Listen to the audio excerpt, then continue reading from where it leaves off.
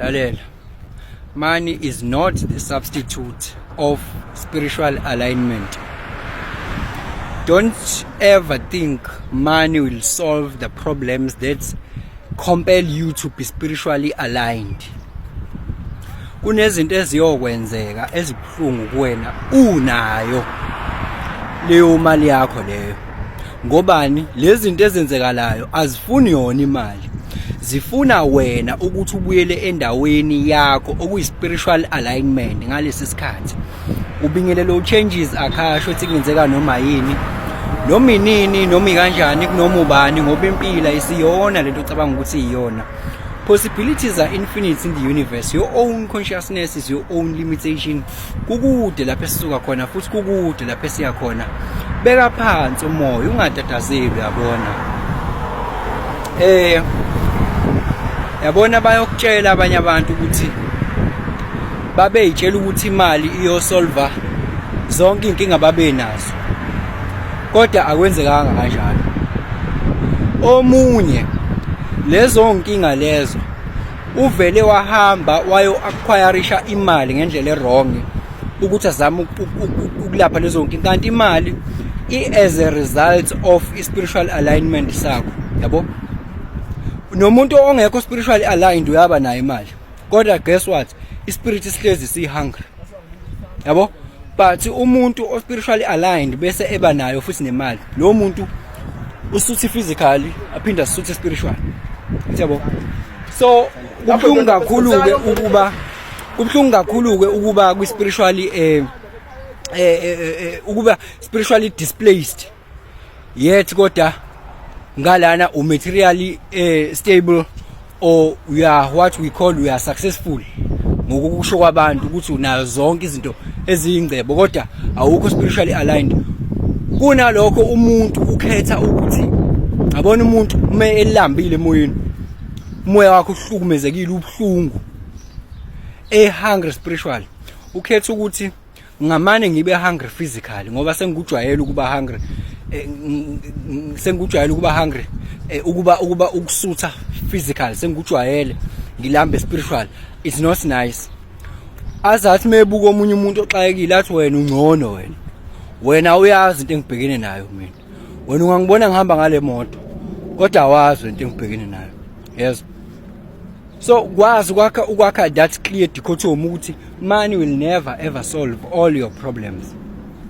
We have to know that it's not all the problems that require money to be solved.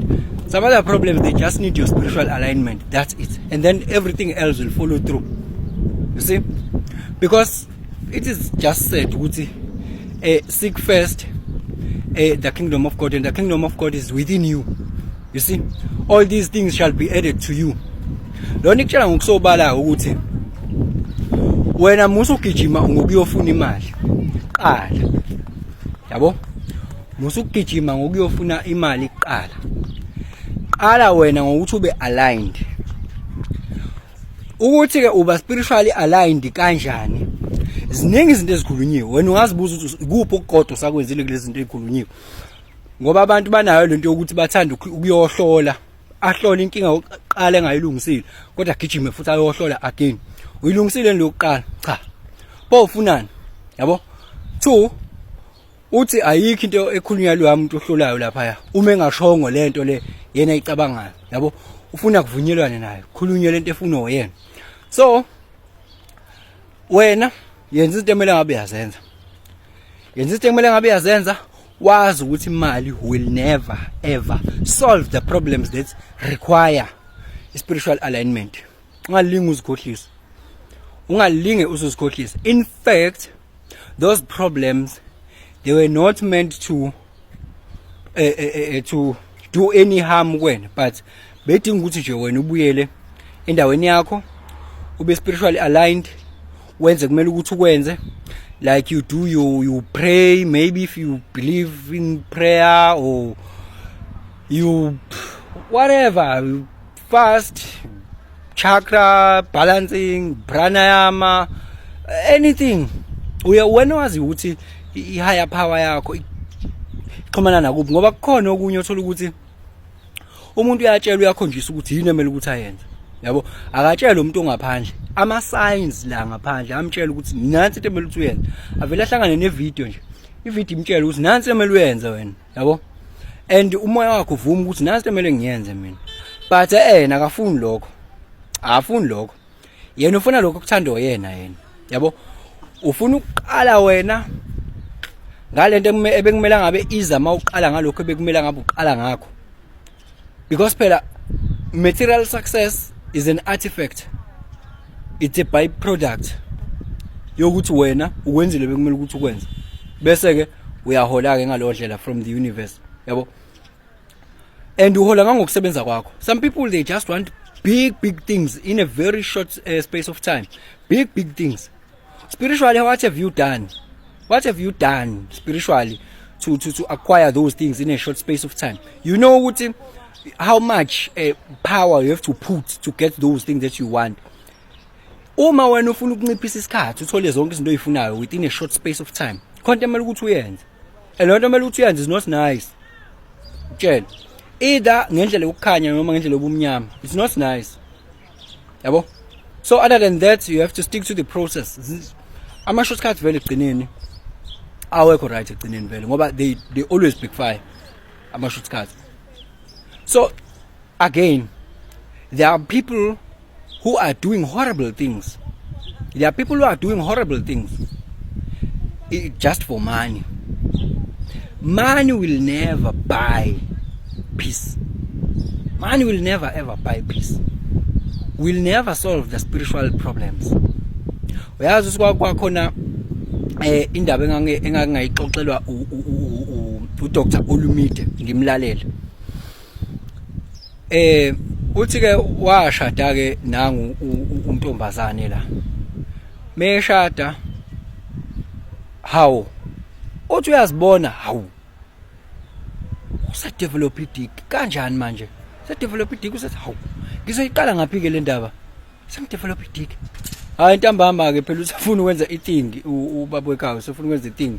Hayi iting uthi ulokho shona uthi why wangafuna manje nento ngishadile manje why unqamba nento manje why lokho shona le hayi agcine sevumile ke ayibonele kumkhwenyana how ungenza isilima uvuma ngize ngikushade kanti unedick uyenzelani lento ebuhlungu kanje athi imile lento imila manje njengoba sengishadile lento imile overnight lento how imile njengoba sewushadile nje ukushuthi phela sambe ke sekudokotela efika kudokotela angeneke umama ke ngalena ke mengena ngale udokotela aboni lutho ayikho into umuntu nje wesifazana ophelele akho lutho ayikho into how ayike babuyele ekhaya nansi into sikhona uyazi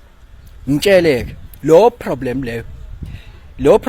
iyayidinga imali yakho. Lo problem ungayisolve kanjani lo problem ngoba ngisho kuthiwa unama millions and millions of friends. How can you solve such?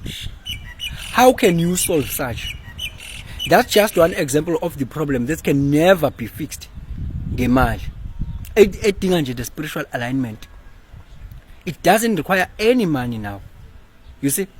Ezinye izinto they just need you to be aligned, to ask relevant and deep questions.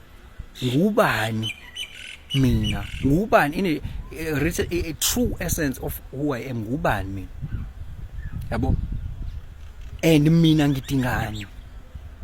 Njengoba ngidingani nje, lo nto leyo ingixhumanisa kangakanani nento enguyena in a true essence. Hayi le makhalibhuthi umuntu akaqhokile ukuthi unjabulo khumalo ozalo bani. Hayi bo amakhalibhuthi lawo amakhalibhuthi lawo. The true essence of who you are. Uxhumana kanjani naleyo power leyo? Iziphi izinto kumele ucabangeni la ekhaya? Ask deep questions. Abantu bayibalekela lezo zinto bavela bekhetha ukuyidistract, self distraction. It's either ubuka imovie noma uyaphuma uya ngaphandle noma uyazidistract nje angabe ubhekana nama deep questions. Ambuyisela back to indawo kumele ngabe uba kuyona. But yena cannot even enjoy i-company yakhe. Yena nje yedwa akakwazi uku-enjoy i-company yakhe. Ukhetha ukuzi self distract.